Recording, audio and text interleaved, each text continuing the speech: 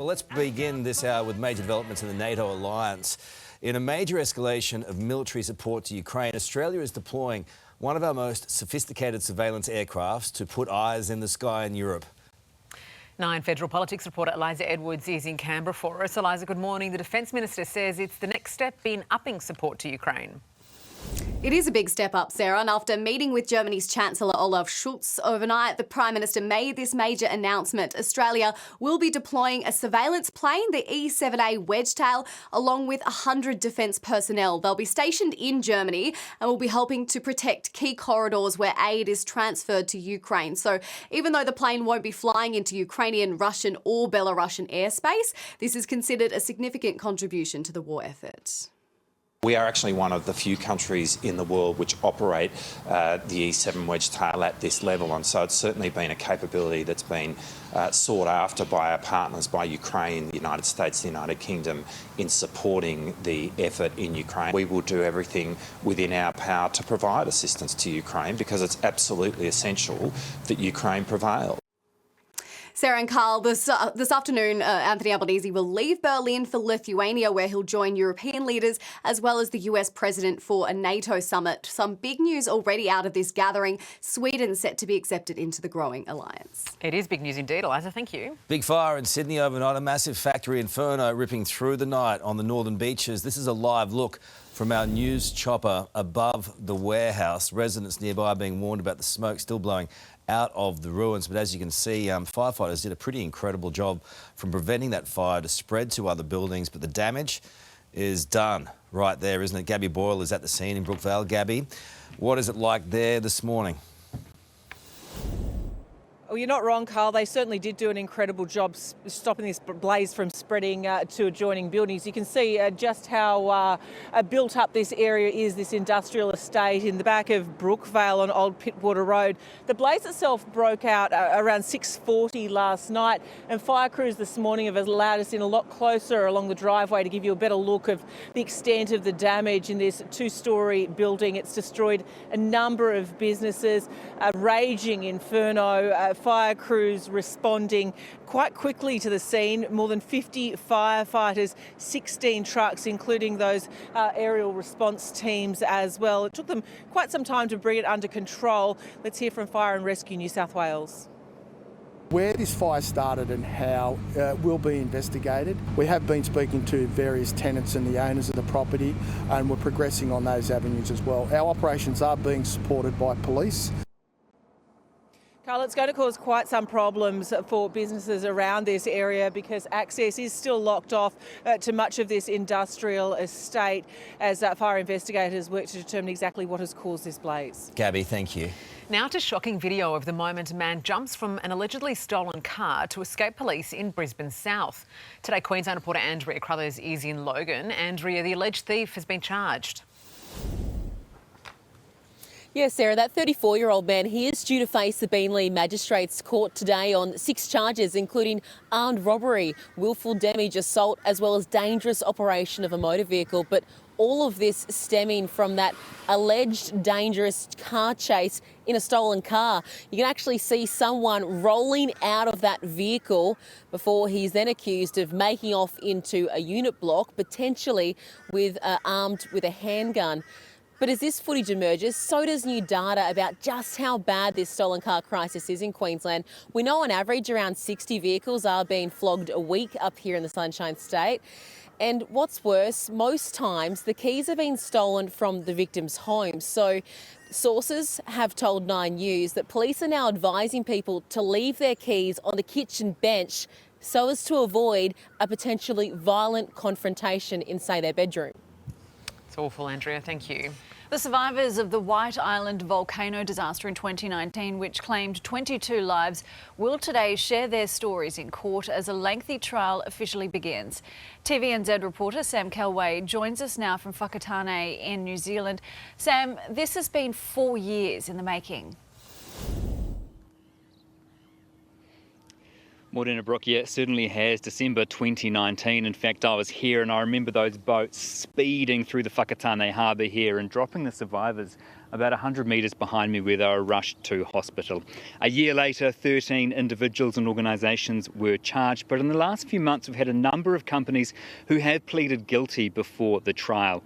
3 helicopter companies also pleaded guilty. Mark Law spoke to Today on 9 a short time ago. It's a mixed feeling day. I think we're all really acknowledge that it's specifically for the families and the survivors, and announce that it's their time to be heard. So there was a whakatau yesterday afternoon, which is like a greeting. Court has started. It was due to start at 10 o'clock New Zealand time, so it's just started in the last few minutes. The trial was set down for 16 weeks, but because there are now only 6 defendants, it might not go quite so long. All right, thanks for the update, Sam. A Melbourne secondary school is being accused of politicising students after introducing a puffer jacket featuring the Aboriginal and Pride flags. Elizabeth Moss joins us now from Melbourne. Lizzie, it seems the jacket isn't the right fit for everyone. No, absolutely not. Some parents, one in particular, says she finds it disgusting. She says this is a school, not a political statement.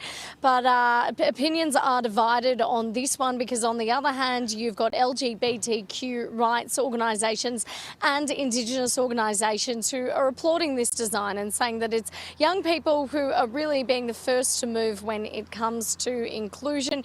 It is important to note that the Department of Education has told Nine that this was a student-led initiative led by the student community. And of course, these jackets are not compulsory. If you don't want to wear it, you don't have to. Good advice, Lizzie. Thank you.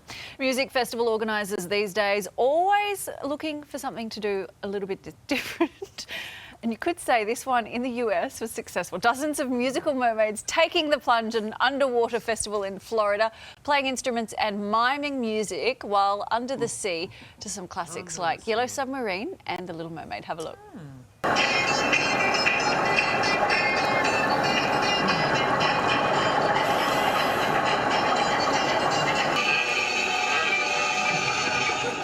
As you might think it is. It was all for a good cause, all to promote environmentally responsible diving. Not driving, diving. Diving, yes. That's a funny story, isn't it? It's a funny one. Oh, well done, them. She's not even really singing, that lady. I like the merman. She got the words wrong. Hard to tell, isn't it, underwater? Very cool. Rugby league players have reinforced their desire to resume CBA negotiations with the NRL, saying their media boycott is working despite widespread anger about their refusal to engage in game day media. We really want this thing done.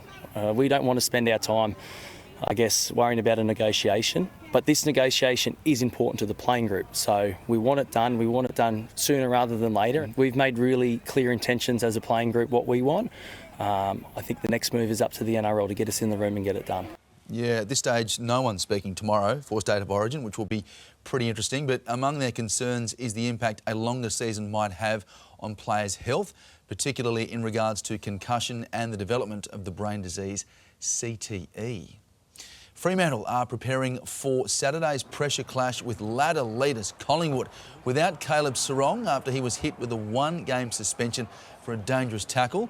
Essendon's date with reigning premiers Geelong isn't any easier. The Bombers now without their 2 best ruckmen after Andrew Phillips was also hit with a ban for high contact. Yep, that's a week off.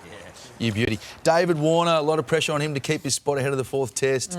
Keep him for the 4th. Yeah, keep him. There's a bit of time to work it out. They might go with 2 all-rounders. Mitch Marsh and Cam Green might come into the side, so we'll see. Nah, just keep him for one I just want to see more. him whack it all around. Yeah, exactly.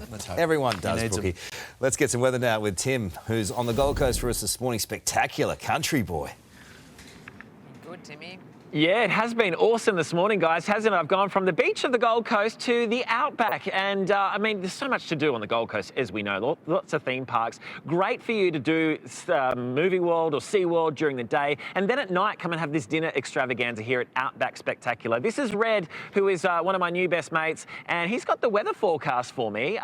Red, do you know where the weather forecast has gone, my little friend? It's back inside. All right, he's going to get that forecast for me, fresh off the facts. Hopefully he comes back out that door. He's got the weather for us. You are a good boy. Up, up. All right, let's take a look and see what's going to unfold with the forecast across Australia for you today. Good morning to you, Cairns. Heading for a high of 28 degrees today. Brisbane, fine and sunny and 24. Here on the Gold Coast, sunny and 23. Sunny for Sydney and 20 degrees. For Canberra, mostly sunny, 15 degrees. 18 the top for Melbourne. Hobart, 15 for you. Partly cloudy and 17 degrees for Adelaide. Perth, a possible shower and 20 degrees. Alice Springs, sunny and 19. And Darwin, sunny for you and a top of 33 degrees. Hey there, Today fans. Sarah and... What's my name again? Oh my goodness, Carl. Hey, thanks for watching our YouTube channel, though. Subscribe now for more news, special reports and amazing Aussie stories. And Carl misbehaving, Whoa, of course. That never happens. Always happens. What's she talking about?